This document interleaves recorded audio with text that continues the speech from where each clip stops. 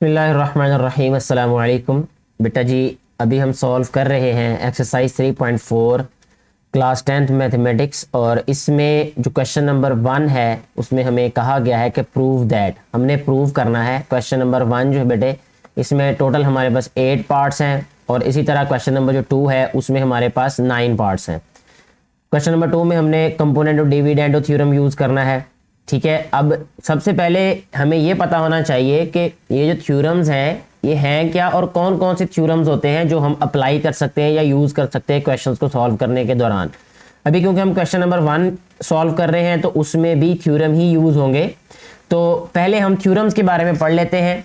ये थ्योरम्स आपकी बुक में भी हैं, एक्सरसाइज स्टार्ट होने से पहले जो प्रीवियस पेजेस हैं उन पे। तो सबसे पहला जो थ्योरम है वो है थ्योरम ऑफ इन्वर्टेंडो। इसमें क्या होता है बेटे कि जब हम थ्योरम ऑफ इन्वर्टेंडो अप्लाई करेंगे तो हमारे पास जो वैल्यूज़ प्रोपोर्शन में होंगी, जैसा कि A/B और इज इक्वल टू C/D, अगर इस तरह हो हमारे पास वैल्यूज़ रेशो में यानी प्रोपोर्शन में भी कह सकते हैं, क्योंकि ये इक्वालिटी का साइन है, 2 रेशोज़ की इक्वालिटी प्रोपोर्शन होता है, ये हम पढ़ चुके शुरू में। तो अगर ये हमारे पास रेशोज़ जो है वो प्रोपोर्शन में हो तो फिर और हम इस पे इन्वर्टेंडो थ्योरम अप्लाई करेंगे तो क्या होगा। ये मैं एरो इसलिए लगा रहा हूं कि अब हमने इसको उस मशीन में से गुजार दिया जिसको कहते हैं थ्योरम ऑफ इन्वर्टेंडो। यानी इन्वर्टेंडो थ्योरम में से गुजारने के बाद हम इसको लिखेंगे B/A is equal to D/C। ठीक है बेटे, इन्वर्टेंडो थ्योरम को समझने के लिए आप सिर्फ ये ध्यान में रखें कि इन्वर्ट कर देते, इन्वर्ट का मतलब भी उलट होता है ना, यानी जो न्यूमरेटर है उसको डिनोमिनेटर में चेंज और डिनोमिनेटर को न्यूमरेटर में चेंज। यानी जब भी हमें ज़रूरत पड़ेगी किसी न्यूमरेटर को डिनोमिनेटर में चेंज करने की, डिनोमिनेटर को न्यूमरेटर में चेंज करने की तो हम अप्लाई करेंगे वहां पे थ्योरम ऑफ इन्वर्टेंडो। ठीक है बेटा, नेक्स्ट हमारे पास theorem of alternendo. Alternendo theorem क्या है, इसमें देखें सबसे पहले हमारे पास इसी तरह प्रोपोर्शन है A/B is equal to C/D। जब हम इस पे अल्टरनेंडो थ्योरम अप्लाई करेंगे तो इसका मतलब B और C की जगह को चेंज कर देना हमने। ठीक है, ये जो B और C है इनकी जगह को चेंज करेंगे तो हमारे पास क्या हो जाएगा, अल्टरनेंडो थ्योरम अप्लाई हो जाएगा। यानी हम इसको लिखेंगे A/C इज इक्वल टू, यह रहेगा B/D। ठीक है, ये थ्योरम ऑफ अल्टरनेंडो है। अच्छा, इसके बाद नेक्स्ट जो है वो थ्योरम ऑफ कंपोनेंडो है। कंपोनेंडो थ्योरम क्या है, अगर हमारे पास इसी तरह A/B is equal to C/D हो और हम इस वैल्यू को गुजारे थ्योरम ऑफ कंपोनेंडो में से, तो ये आ जाएगा हमारे पास A plus B/B is equal to C plus D/D। अब ये आया किस तरह है, इसकी वजह ये है कि जब हमने इन वैल्यूज़ में ये जो हमारे पास A/B is equal to C/D है, क्योंकि ये इक्वेशन फॉर्म में भी है, किसी भी इक्वेशन की दोनों साइड पे अगर हम एक ही वैल्यू ऐड कर दें, सब्ट्रैक्ट कर दें, डिवाइड कर दें या मल्टीप्लाई करें तो कोई फ़र्क नहीं पड़ता उस इक्वेशन को, वो इक्वेशन ही रहती है। तो जब हम इसमें 1 प्लस करेंगे तो हमारे पास ये वाला रिजल्ट आ जाएगा। ठीक है, अभी मैं आपको बता देता हूँ यहाँ पे एक्स्ट्रा वर्क के तौर पर ये कि अगर हमारे पास ये A/B है, इसमें हम +1 कर दें इज इक्वल टू C/D, इसमें +1 कर दें। ठीक है, तो क्या होगा, हमारे पास देखें इसका एलसीएम B आ रहेगा, तो ये आ रहेगा A+B। इसी तरह राइट साइड पे हमारे पास D एलसीएम आ रहेगा, तो ये बन जाएगा C+D। ठीक है, तो इसको कहते हैं कंपोनेंडो थ्योरम। ठीक है बेटे, और अगर हम क्या करें, अब नेक्स्ट थ्योरम जो है हमारे पास वो है डिविडेंडो थ्योरम।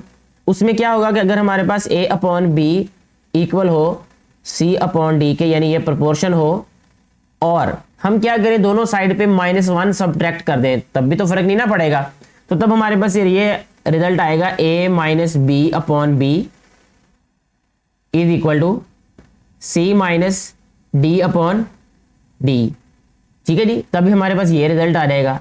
वजह मैंने बताई कि जब हम ऐड करेंगे तो कंपोनेंडो थ्योरम का रिजल्ट आएगा, सब्ट्रैक्ट करेंगे 1 को तो डिविडेंडो का रिजल्ट आ जाएगा हमारे पास, डिविडेंडो थ्योरम का। सब्ट्रैक्ट कर सकते हैं, ऐड कर सकते हैं इक्वेशन में, इससे कोई फर्क नहीं पड़ेगा। नेक्स्ट है हमारे पास थ्योरम ऑफ कंपोनेंडो डिविडेंडो। इसमें क्या है कि जो कंपोनेंट और डिविडेंड थ्योरम है इन दोनों को डिवाइड कर देना है। जब हम इस वैल्यू को इस पे लेफ्ट हैंड साइड को लेफ्ट हैंड साइड पे डिवाइड करेंगे तो ये आ जाएगा हमारे पास पहले तो ऐसे लिख देते a upon B is equal to c upon d. अब हम इसको उस मशीन में से गुजारेंगे जिसका नाम है component dividendo theorem.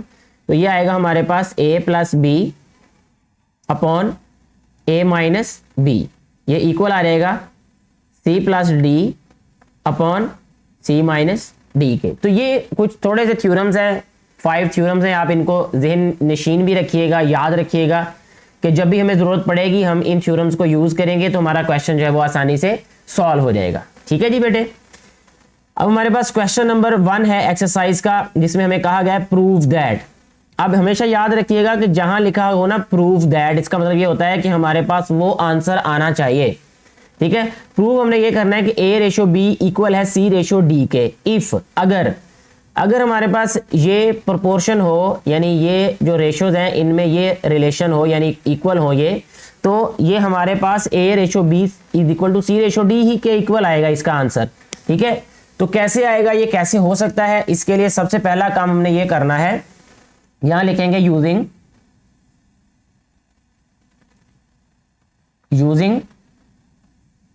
Componendo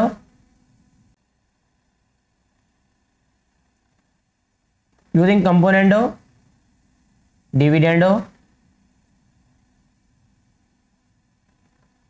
theorem. हम क्या करेंगे, कंपोनेंडो डिविडेंडो थ्योरम यूज करेंगे यहां पे। तो ये आ जाएगा हमारे पास 4a प्लस 5b, ये न्यूमिनेटर आ गया। ठीक है, प्लस डिनोमिनेटर क्या है 4a minus 5b upon 4a plus 5b, यानी ये numerator minus denominator 4a minus 5b। ठीक है बेटे, इसी तरह राइट हैंड साइड पे भी अप्लाई करेंगे इसको हम, जो कि है हमारे पास 4c plus 5d plus 4c minus 5d upon 4c plus 5d minus 4c minus 5d। ये हमने कंपोनेंट डिविडेंड थ्योरम अप्लाई कर दिया। इसके बाद नेक्स्ट स्टेप में हम क्या करेंगे, इसको जो ब्रैकेट्स हैं इनको खत्म करेंगे। तो ये आएगा हमारे पास 4a plus 5b plus 4a minus 5b upon, देखिए ये आ जाएगा हमारे पास 4a प्लस 5b। अब क्योंकि माइनस है तो माइनस होने की वजह से बाद वाली जो वैल्यू है उनके साइन चेंज हो जाएंगे। तो ये रहेगा माइनस 4a और ये प्लस 5b। ठीक है, इसी तरह राइट हैंड साइड को भी हम सिंप्लीफाई करेंगे कि ये आ जाएगा हमारे पास 4c plus 5d plus 4c minus 5d upon 4c plus 5d minus 4c और प्लस 5d। ठीक है जी। अब देखिए इसमें से जो वैल्यूज कैंसिल होती है हम उनको कैंसिल करेंगे। ये है 5b प्लस का, ये 5b माइनस का, नीचे 4a और 4a। अगर ऊपर b वाली वैल्यूज कैंसिल हो रही है तो नीचे a वाली होंगी, ये कंफर्म है ये बात। देखिए यहाँ पे d वाली वैल्यूज कैंसिल हो रही हैं न्यूमरेटर में और यहाँ c वाली होगी। ठीक है, ये जब आप क्वेश्चन की प्रैक्टिस हो जाएगी आपको ऑटोमेटिकली समझ आ जाएगी ये बात। अब है 4a प्लस 4a, ये आ जाएगा हमारे पास 8a अपॉन 5b और 5b क्या हो जाएगा हमारे पास 10b इज इक्वल टू, ये आ जाएगा 4c plus 4c 8c upon d, 5 और 5 10 10d। ये हमारे पास आ गई वैल्यूज। अब नेक्स्ट हम क्या करेंगे, ये 8 अपॉन 10 है दोनों साइड पे। अब हम अगर 10 अपॉन 8 से मल्टीप्लाई कर दें तो ये खत्म हो जाएगा हमारे पास ये। तो इसलिए हम लिखेंगे यहाँ पे, इस साइड पे लिखता हूं ताकि आसानी से नजर आए आपको, ये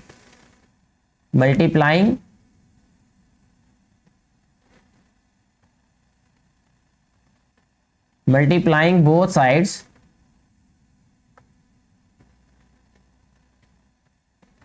बाय, किससे मल्टीप्लाई करेंगे हम, ये 8/10 है तो 10/8 से मल्टीप्लाई करेंगे हम, बाय 10/8। तो यहां लिखेंगे हम 10/8 multiply by 8a/10b is equal to 10/8 multiply by 8c/10d। अब देखिए बेटे यहाँ पे हमारे पास ये 10 इस 10 से कैंसिल हो जाएगा, ये 8 इस 8 से कैंसिल हो जाएगा, इसी तरह ये 10 इस 10 से और 8 इस 8 से। तो हमारे पास नेक्स्ट स्टेप में क्या वैल्यूज आ जाएंगी, a/b is equal to c/d। अब ये हमारे पास फ्रैक्शन में लिखा है, हम इसको रेशो में भी राइट कर सकते हैं, जो कि ऐसे आ जाएगा कि a/b is equal to c/d। और अगर आप देखें क्वेश्चन में यही हमने प्रूव करना था, तो हम यहाँ पे क्या लिख देंगे, अब प्रूव्ड, यहाँ लास्ट में लिख देंगे कि ये हमने प्रूव कर दिया है। ऐसे हमारा ये जो क्वेश्चन नंबर 1 का फर्स्ट पार्ट है वो सॉल्व हो जाता है। नेक्स्ट हम सॉल्व करेंगे क्वेश्चन नंबर 1 का थर्ड पार्ट, जो कि कुछ इस तरह से है कि हमने प्रूव करना है ये, और ये हमें स्टेटमेंट दी गई है। सबसे पहले हम यही करेंगे कि इस पे अप्लाई करेंगे कंपोनेंडो एंड डिविडेंडो थ्योरम, क्योंकि हमारे पास सेम वैल्यूज़ हैं और न्यूमरेटर में ऐड हो रही हैं, डिनोमिनेटर में सब्ट्रैक्ट हो रही हैं। तो जब हम कंपोनेंडो डिविडेंडो थ्योरम अप्लाई करेंगे तो ये सिंप्लीफाई हो जाएगी, कैंसिल होके। तो इसलिए हम इस पे कंपोनेंडो डिविडेंडो थ्योरम अप्लाई करेंगे अब, ठीक है जी। सबसे पहले हम यहाँ पे लिखेंगे using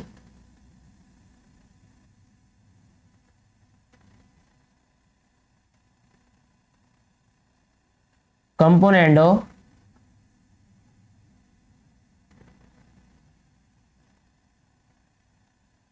dividendo theorem.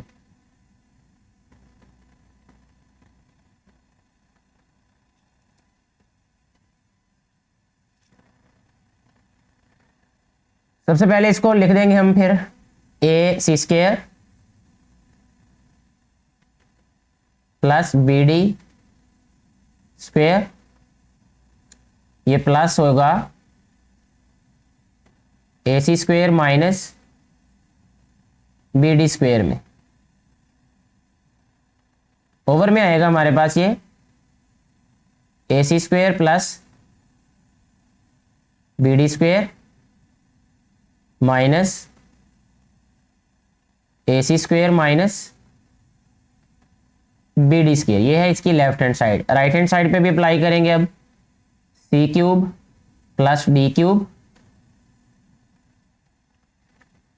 Plus c³ minus d³। इसी तरह डिनोमिनेटर में आ जाएगा हमारे पास c³ plus d³ minus c³ minus d³।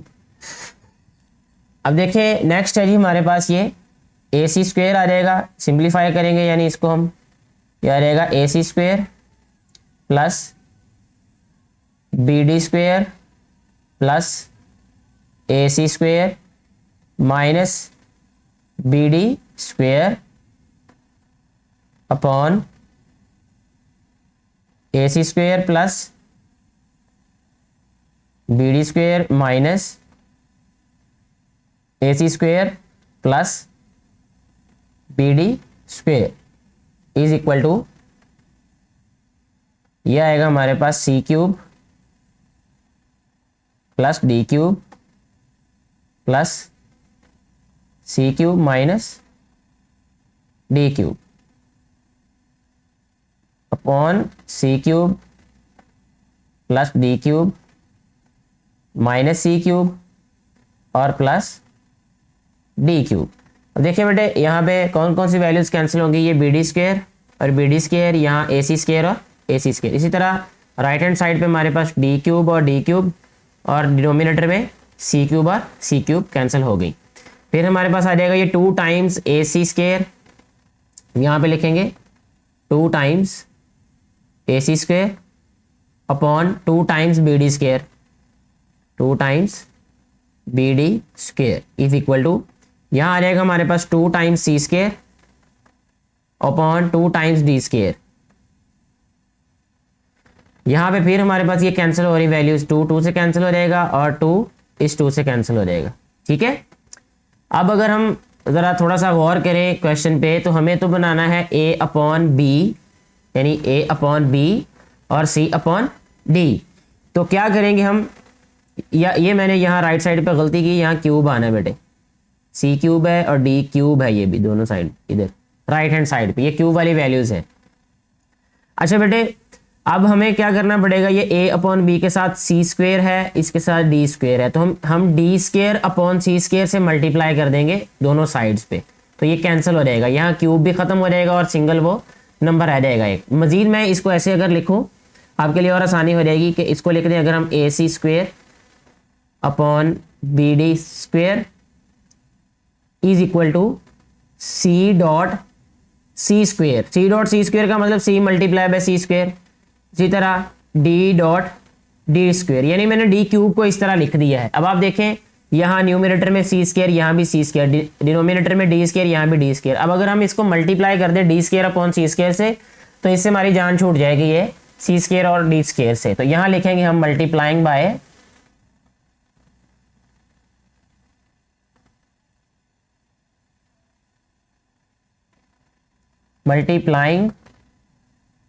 Bye D square upon C square. तो देखिए बेटे, इसको हम लिखेंगे अब D square upon C square multiply by A C square upon B D square is equal to, ये आ जाएगा D square upon C square multiply by C dot c square upon d dot d square.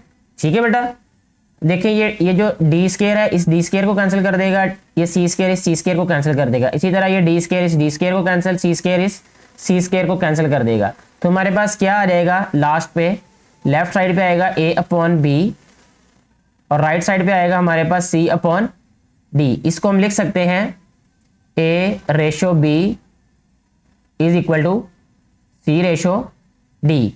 तो यहाँ हम लिख देंगे, sorry यहाँ सी, इसको रेशो में लिखना था, सी रेशो डी। तो यहाँ लिख देंगे हैंस प्रूव्ड, या सिर्फ हम लिख दें सो प्रूव्ड।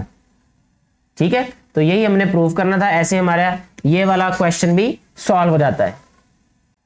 नेक्स्ट हम सॉल्व करेंगे क्वेश्चन नंबर 1 का 5th पार्ट, जिसमें हमें कहा गया है कि हमने ये प्रूव करना है, क्वेश्चन दिया गया है नीचे। तो सबसे पहले हम क्या करेंगे इसमें कि देखें, ये हमारे पास है क्वेश्चन दिया गया, इसको ये रेशो में लिखा हुआ है, हम इसको ओवर में लिख लेते हैं, जैसा कि क्वेश्चन इससे पहले वाले हमने सॉल्व किए उनमें हमें ओवर में लिख के दिया हुआ था ये, यानी फ्रैक्शन में। तो इसको भी फ्रैक्शन में राइट कर लेते हैं पहले। ये आ जाएगा हमारे पास p a plus p B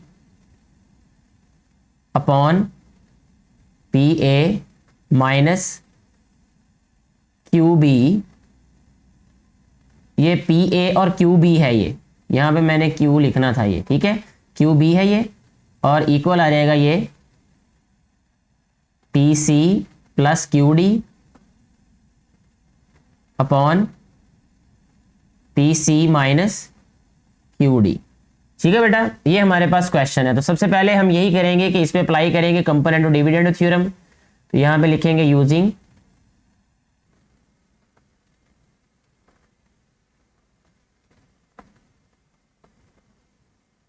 component of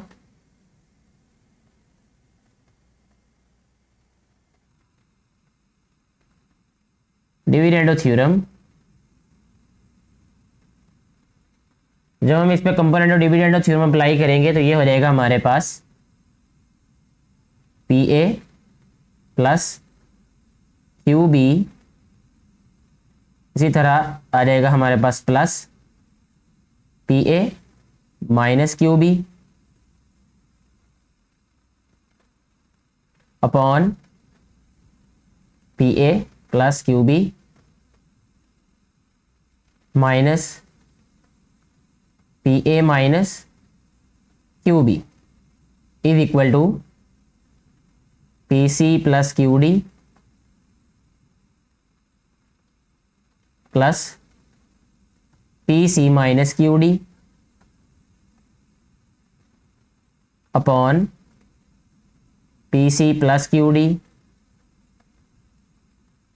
minus P C minus Q D. ठीक है बेटे, अब इसकी ब्रैकेट्स को ख़त्म करते हैं तो ये आ जाएगा हमारे पास p a plus Q D plus p a minus Q d. P a और क्यू बी, यहाँ पे मैं इसको गलत लिख रहा हूँ, इसको मैं दोबारा लिखता हूँ।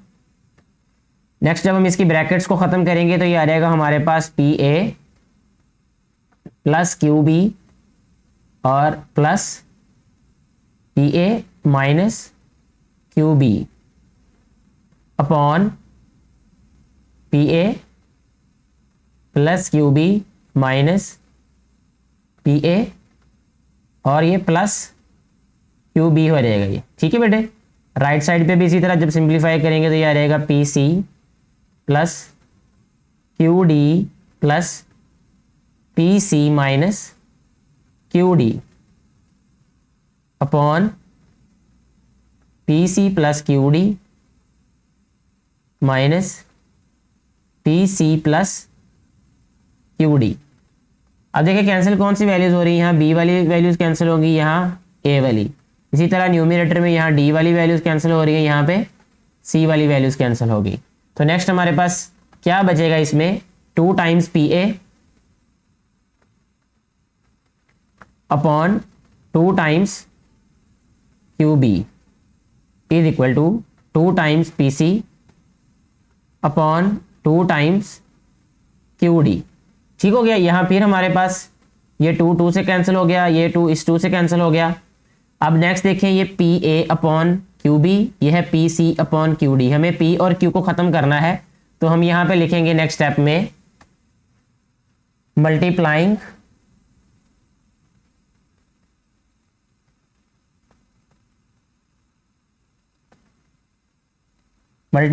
Both sides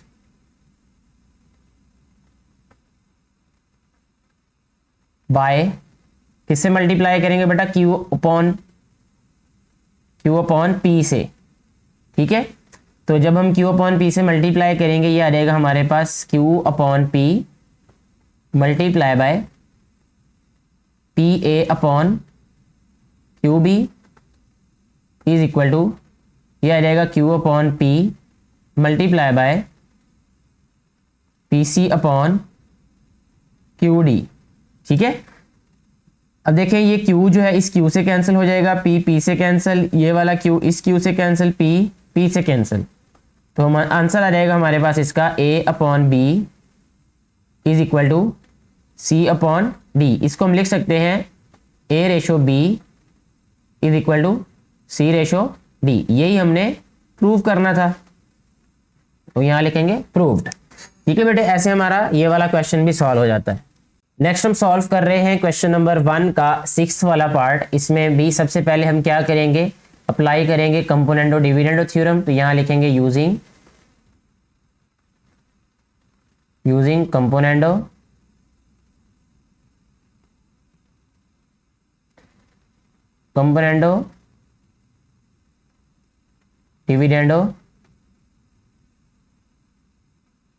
dividendo theorem.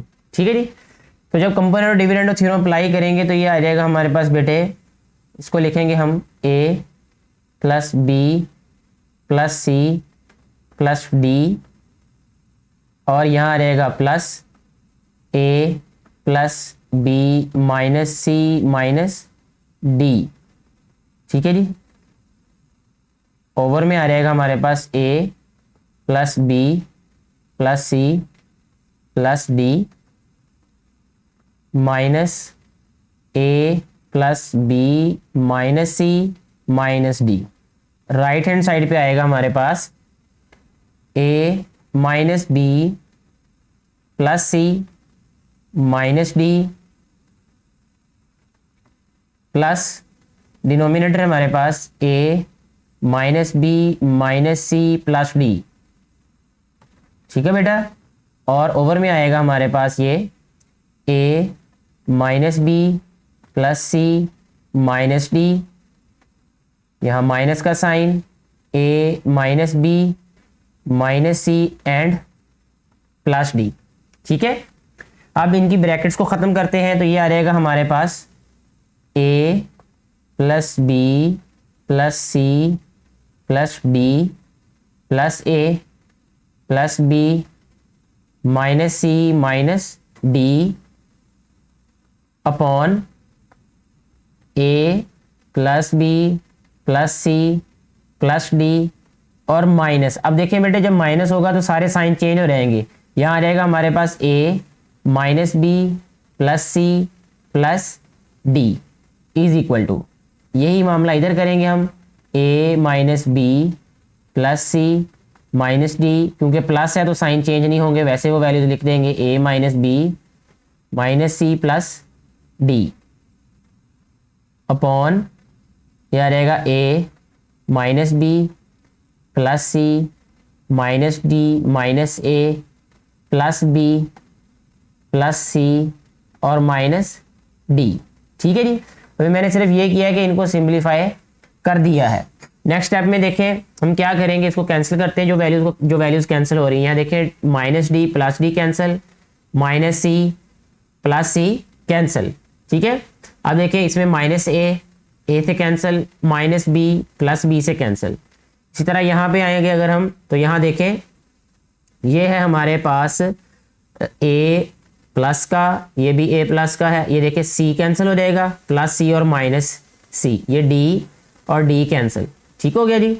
और इसके बाद यहाँ पे देखें अगर हम, तो ये कैंसिल होंगी, सी और डी, ए और बी कैंसिल होंगे, फिर इसका मतलब यहाँ पे ये बी प्लस का, ये माइनस का, ये माइनस का और ये प्लस का, ऐसे ये वैल्यूज़ कैंसिल हो जाएंगी। तो नेक्स्ट हमारे पास आ जाएगा ये a plus A two A, B plus B two B, यहाँ हम लिखेंगे 2a प्लस 2b।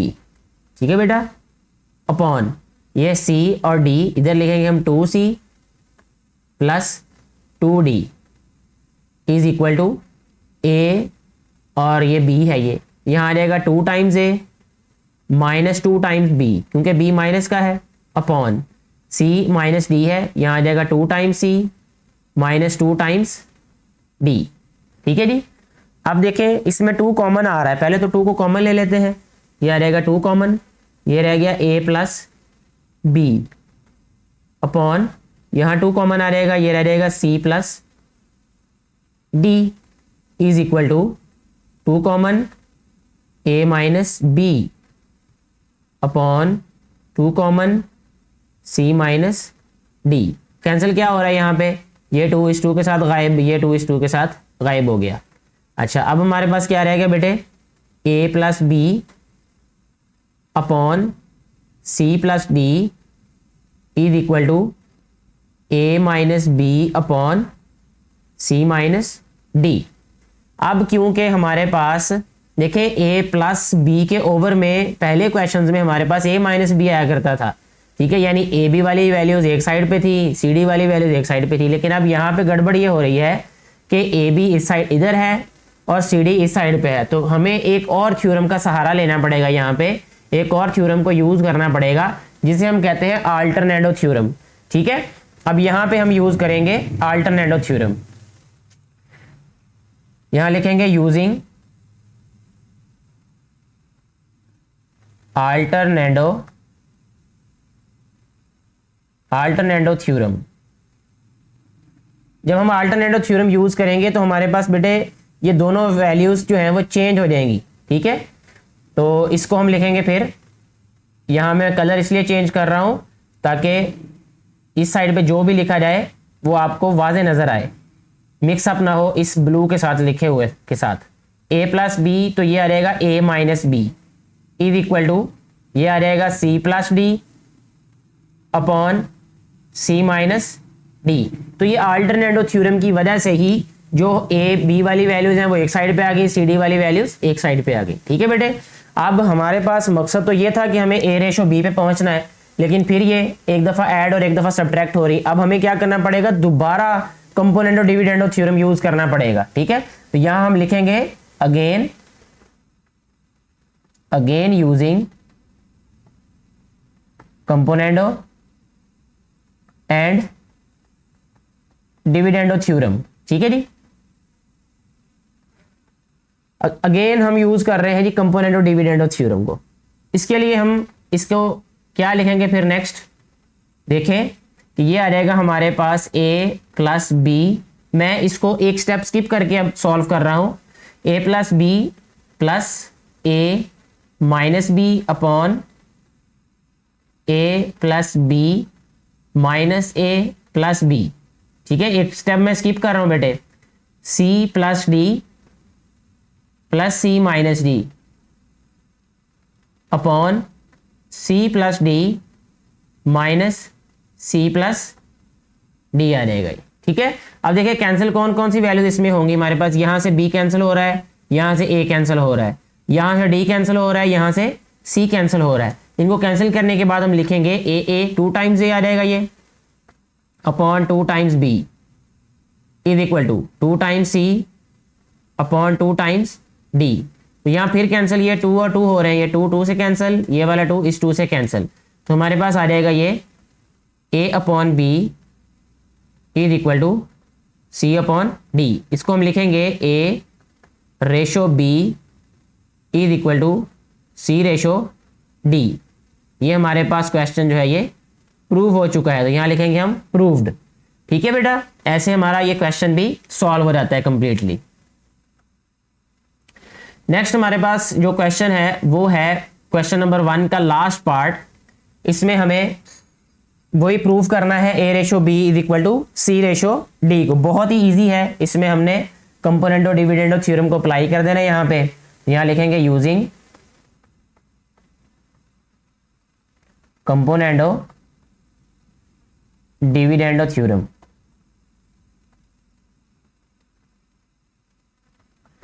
जब हम कंपोनेंडो डिविडेंडो थ्योरम अप्लाई करेंगे, ये मैं शॉर्ट इसलिए लिख रहा हूं कि आपको समझ आ चुकी होगी अब कि क्या लिखना है, आप खुद कंप्लीट लिख लीजिएगा। अच्छा, ये आ जाएगा जी हमारे पास अब a square plus b square plus a square minus b square. अच्छा, ये आ जाएगा डिनोमिनेटर में a square plus b square minus a square plus b square is equal to, यह रहेगा a c plus b d plus a c minus b d upon a c plus b d minus a c plus b d. ठीक है जी। अच्छा जी, अब देखें इसमें कोई values जो कैंसिल हो रही हैं, ये बी स्क्वायर कैंसिल हो रहा है, इसमें ए स्क्वायर कैंसिल हो रहा है, इसमें बी डी कैंसिल हो रहा है, इसमें ए सी कैंसिल हो रहा है। तो हमारे पास क्या आ रहेगा नेक्स्ट स्टेप में 2 times A square upon 2 times B square is equal to 2 times A C upon 2 times B D. तो इसमें फिर क्या कैंसिल हो रहा है हमारे पास 2 2 के साथ और ये 2 इस 2 के साथ।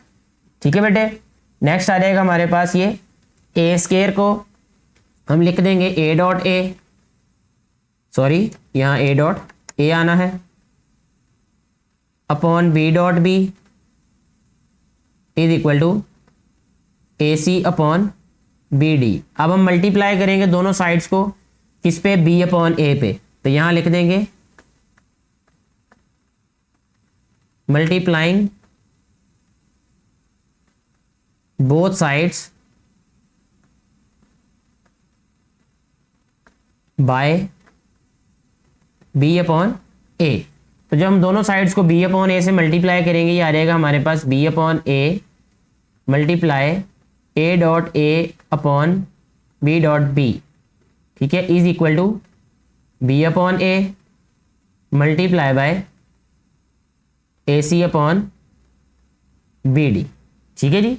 अब देखें ये ए इस ए से कैंसिल, ये बी इस बी से कैंसिल, ये बी इस बी से कैंसिल और ये ए इस ए से कैंसिल।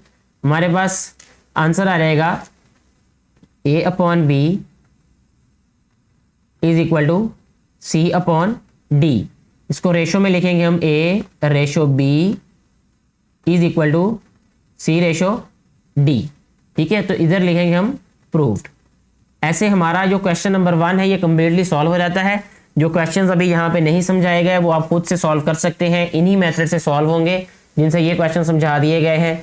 और अगर किसी भी तरह की कोई कन्फ्यूजन हो तो आप नीचे कमेंट करके आप पूछ सकते हैं, आपकी कन्फ्यूजन को दूर करने की कोशिश की जाएगी। और वीडियो अच्छी लगी हो तो इसको ज़्यादा से ज़्यादा लोगों तक पहुँचाएँ, उनके साथ शेयर करें ताकि उनको भी इससे फ़ायदा हो सके, जो कि इस वीडियो को बनाने का बुनियादी मकसद है। Thank you.